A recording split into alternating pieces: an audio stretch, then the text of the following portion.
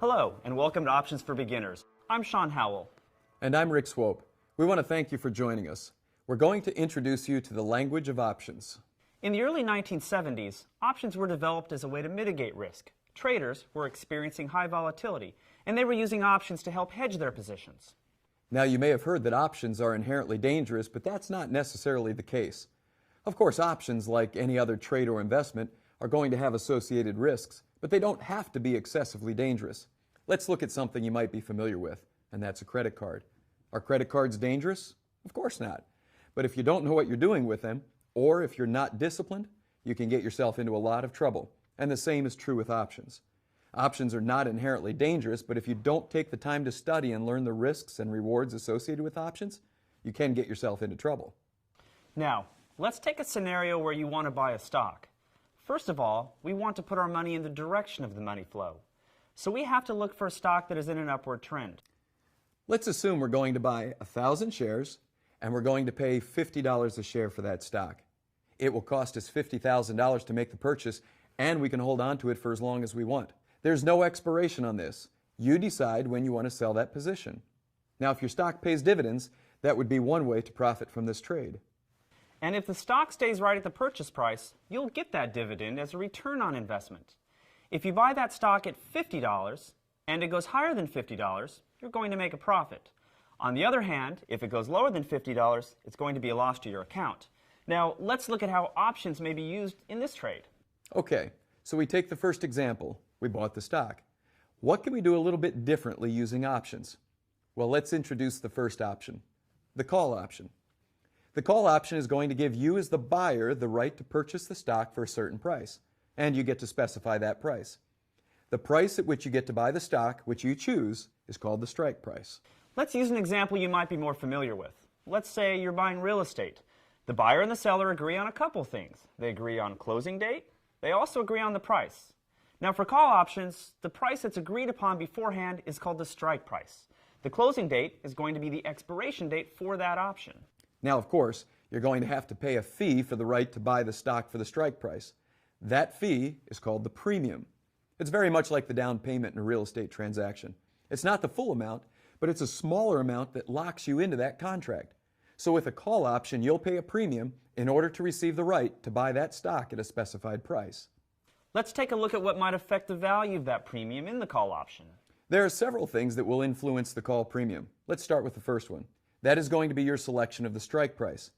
As the strike price is lower, there's more built-in value in that call option. We call that value intrinsic value. As intrinsic value gets higher, you're going to pay more premium for the call option. There are a couple of other things that will have an effect on the call premium. The first is time value.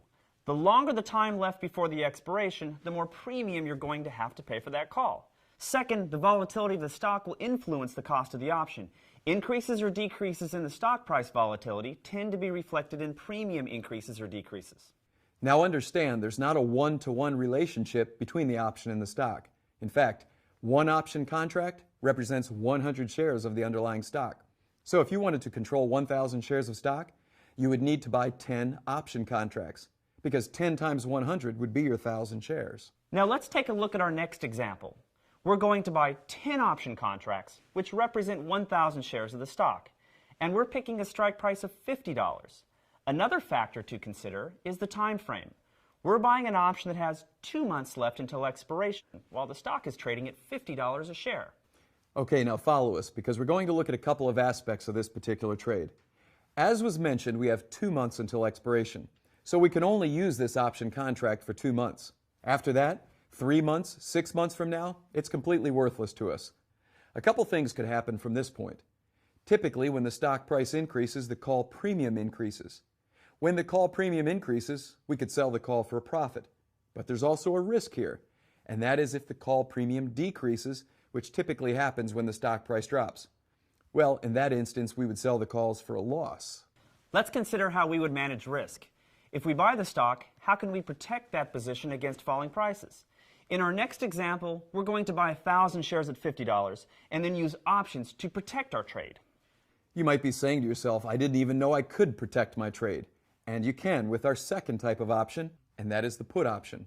As opposed to the call option, which gives you the right to buy, The put option is going to give you as the owner the right to sell your stock.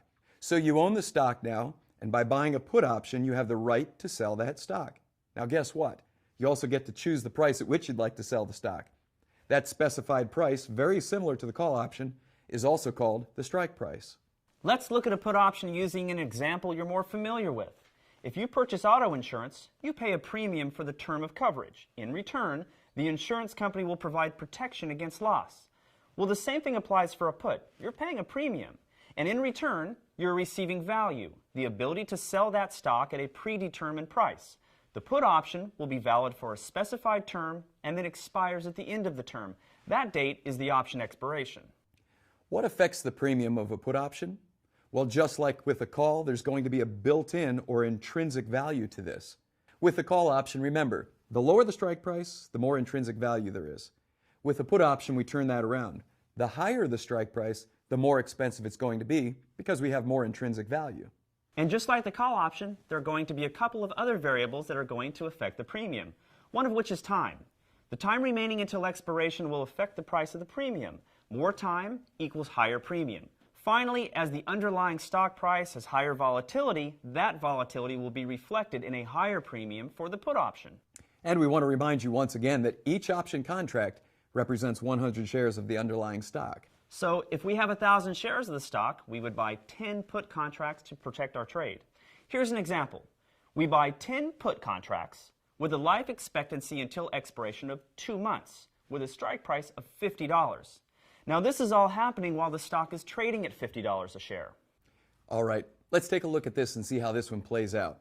As Sean just mentioned, we have 2 months left until expiration. So these contracts are only going to be good for 2 months. After that point, they're worthless. Now here's what it looks like. If the stock price falls, we have a couple of choices. The first is this.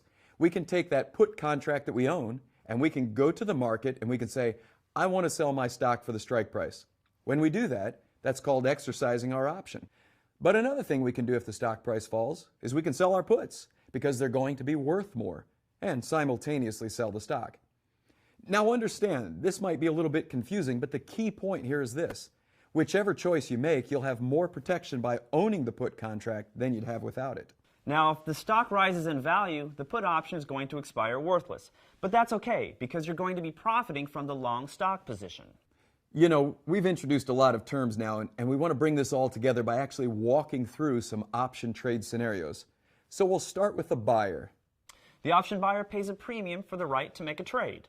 On the other side of that, with every right, there comes an obligation. So the seller will actually collect that premium, and in exchange, they place themselves in an obligation.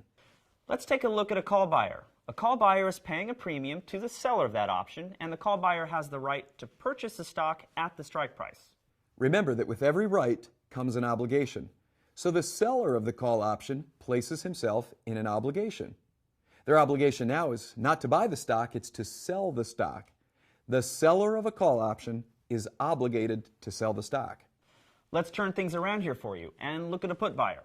A put buyer is also paying a premium to make a trade. The put buyer has the right to sell his stock.